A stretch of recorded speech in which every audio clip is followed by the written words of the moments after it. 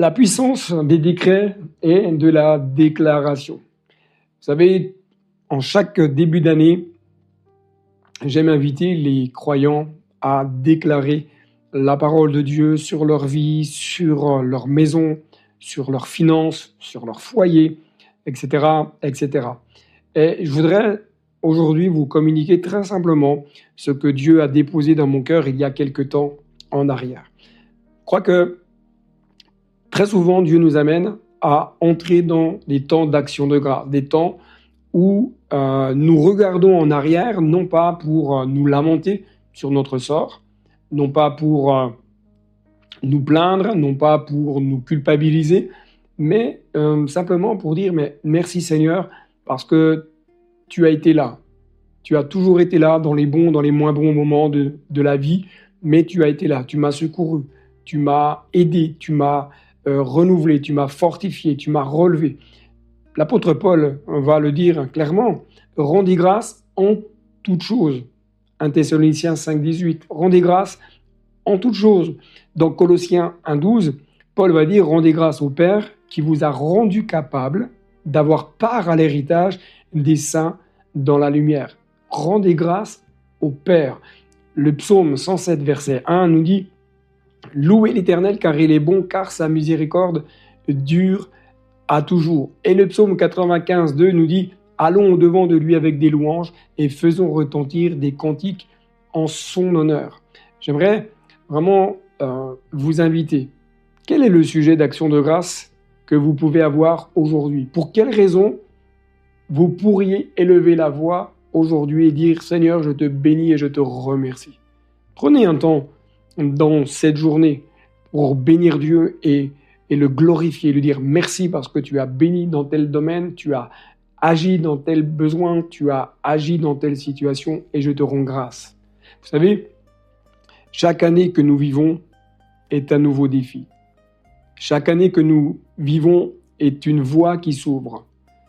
Ne vivez pas votre vie en regardant constamment ce que vous avez vécu par le passé, dans le sens où ne regardez pas en arrière vos défaites, ne regardez pas en arrière les manquements, ne regardez pas en arrière les choses que vous auriez peut-être pu accomplir, que vous n'avez pas pu.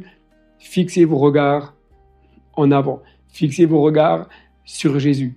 Le psalmiste, au chapitre 35, versets 1 et 2, va dire, c'est David qui écrit ce psaume, « Éternel, défends-moi contre mes adversaires, combats ceux qui me combattent. Saisis le petit et le grand bouclier, et lève-toi pour me secourir. Brandis la lance et le javelot contre mes persécuteurs.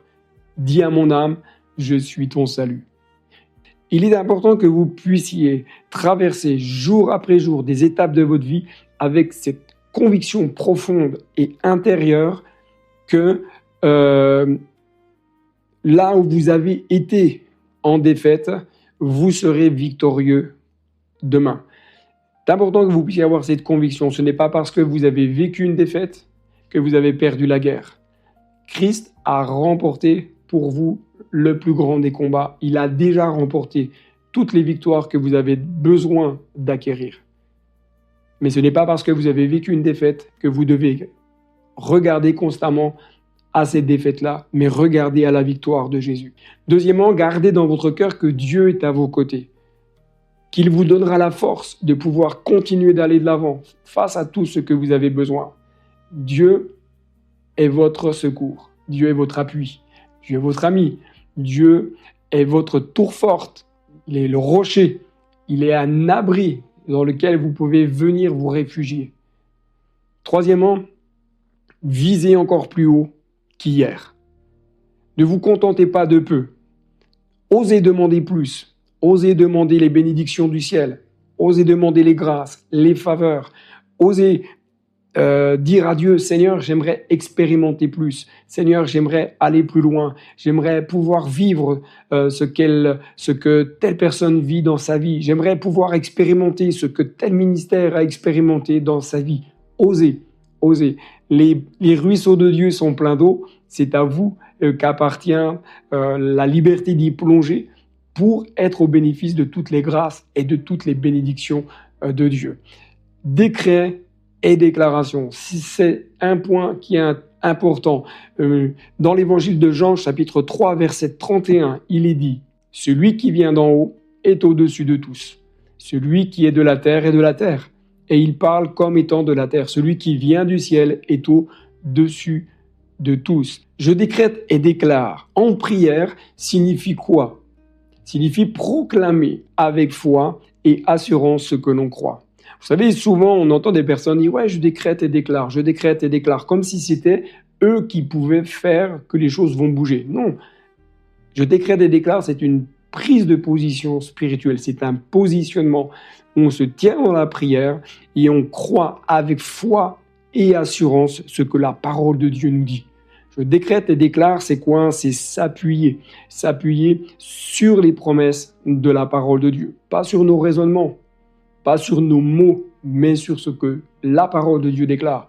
Je décrète et déclare, c'est quoi? C'est croire que ce que l'on prononce d'une manière audible va avoir un impact dans le monde spirituel. Proverbe 18, 21, vous connaissez sûrement ce texte. La mort et la vie sont au pouvoir de la langue. Ça veut dire que ce que je prononce dans le monde naturel a aussi un impact dans le monde spirituel. C'est pourquoi je décrète et déclare, c'est verbaliser. Verbaliser ce que nous choisissons de croire, ce que nous choisissons de vivre, ce que nous choisissons de prononcer afin qu'il y ait une répercussion spirituelle pour notre vie personnelle, pour notre vie de couple, pour nos enfants, pour nos églises.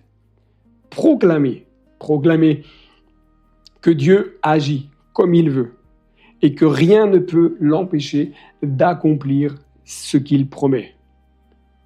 Dieu seul a le pouvoir d'agir comme il veut, pas l'homme. Dieu seul a le pouvoir d'agir comme il veut. Notre foi s'appuie sur la parole de Dieu, notre foi s'appuie sur ce que Dieu promet et notre foi s'appuie sur ce que Dieu lui-même a décrété et proclamé. Alors, chers amis, je ne sais pas ce que vous allez vouloir aujourd'hui décréter et déclarer.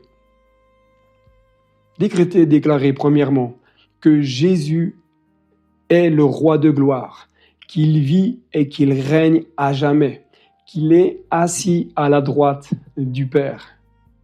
Deuxièmement, décréter et déclarer que le sang de Jésus qui a coulé à Golgotha purifie de tout péché.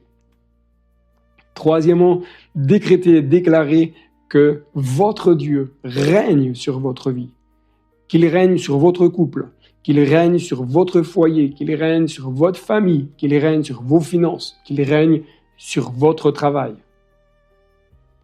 Décréter et déclarer que toute maladie est déjà vaincue par les meurtrissures de Jésus. Toute maladie a déjà été vaincue par le nom de Jésus. Décréter et déclarer que toutes choses deviennent nouvelles. La Bible dit clairement que les choses anciennes sont passées et que toutes choses deviennent nouvelles. Décréter et déclarer les changements nécessaires dans votre vie. Décréter et déclarer que votre âme va guérir, que votre âme va se restaurer, que votre âme va pouvoir s'épanouir, se développer.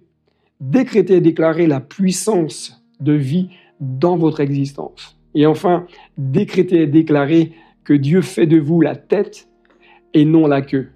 Vous êtes appelés à marcher en supériorité face aux esprits de ce monde. Vous êtes appelés à dominer dans le monde spirituel et non pas à subir. Décréter et déclarer toutes ces choses dans votre vie et la grâce de Dieu va se manifester. C'est pourquoi le décret et la déclaration basée, fondée sur les Écritures, nous amène dans une autre dimension de vie, nous amène à explorer des choses extraordinaires et nous amène à voir la gloire de Dieu se manifester. Si vous avez aimé cette vidéo, n'hésitez pas à la liker, n'hésitez pas à la commenter, n'hésitez pas à la partager. En faisant ainsi, vous permettez à l'algorithme de YouTube de pouvoir la proposer à d'autres personnes qui ont peut-être besoin d'entendre ce que vous avez entendu aujourd'hui. Que Dieu vous bénisse et à très bientôt. Bye bye.